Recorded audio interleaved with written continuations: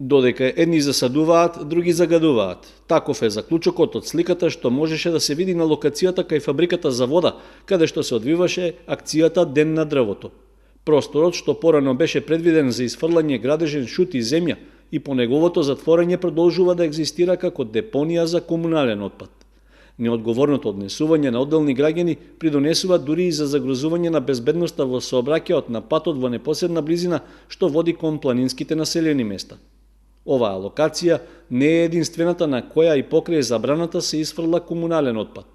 Најчесто се работи за тешко разградливи материи, што хемиски и биолошки трајно ја загадуваат почвата и го уништуваат живиот свет. Не помагаат ниту заканите од комуналната инспекција дека ќе се прават контроли и ќе се изрекуваат парични казни за сите кои ќе бидат забележани од и изфрлаат комунален отпад на места каде тоа е забрането. Според актуелните законски одредби, казните за физички лица се движат од 2 до 3.000 евра, но тоа како никој да не го плаши. Од локалната самоуправа рекоа дека заедно со комуналните контроли се преземаат и од страна на инспекцијата за животна средина, што како мерка треба да спречи загадување на околината на населените места и локалитетите што вообичаено се користат за излети или рекреација.